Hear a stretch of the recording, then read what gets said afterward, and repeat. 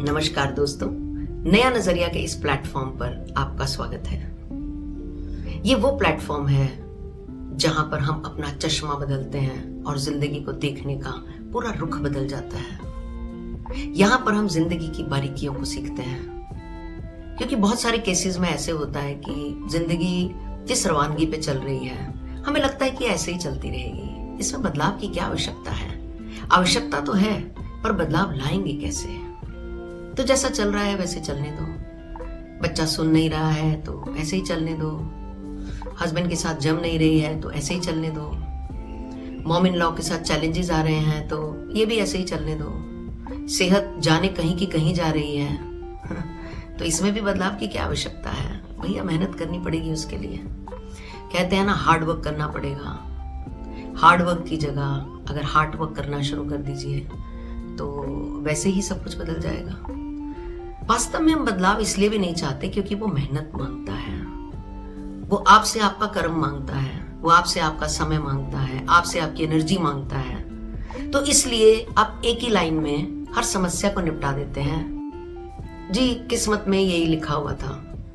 अब भगवान के लिखे को कौन टाल सकता है। आप टाल सकते हैं। भगवान ने आपको इसकी इजाजत दी हुई है कि अगर आपके पास कोई कार्मिक चैलेंज आएगा और आप उसको एक्सेप्ट करते हो, आप उसको पॉजिटिव तरीके से लेते हो अपनी जिंदगी में और अपनी जिंदगी को बदलना चाहते हो या उस गड्ढे से निकलना चाहते हो, उस कार्मिक संताप से बाहर आना चाहते हो, तो तुम कहो कि मुझे बाहर आना है।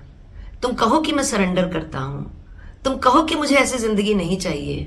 प्रभु, मैं आपके आगे नतमस्तक हूं। देखिए वो आपको पकड़ते हैं कि नहीं।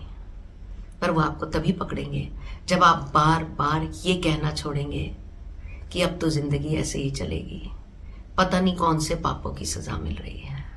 ये कहना बंद कीजिए, क्योंकि अगर वास्तव में जिंदगी बदलनी है तो पहले अपनी मानसिक जो भी आपके दिमाग में चलता है, दिन भर चलता है, आपके शब्दों में चलता है, उसको बोलना बंद कीजिए। ये खाना नहीं खाता है, ये तो देर से आते हैं, गर्मी का बुरा हाल है, दुनिया का जाने क्या होगा, पॉलिटिक्स तो बस हाल ही मत पूछो, और भी जाने क्या क्या। कोई जरूरत नहीं है इन सब का शाब्दिक बखान करने की, क्योंकि पहले तो आप अपने विचारों में गड़बड़ करते हैं, फिर आप अपने शब्दों में गड़बड़ करते हैं, और फिर आपकी परिस्थितियों में गड़बड़ होनी शुरू होती है। तो आप हैरान हो जाते हैं कि ये हो क्या रहा है, ये चल क्या रहा है। आप जो जो बोल रहे हैं आप उसको अट्रैक्ट करते जा रहे हैं। आपके बॉडी न्यूरॉन्स और आपके सेल्स सब कुछ सुन रहे हैं कि आप कैसे सीरियल्स देखते हैं, आप कैसी मूवीज देखते हैं, आप कैसे प्रोग्राम्स देखते हैं, आप कितने जो टेरर वाले प्रोग्राम्स आते हैं या हॉरर प्रोग्राम्स आते हैं वो देखते हैं। वो सारी लैंग्वेज पढ़ते हैं, वो सब सुनते हैं, वो उसके हिसाब से चीजों को अट्रैक्ट करना शुरू करते हैं आपकी जिंदगी के लिए।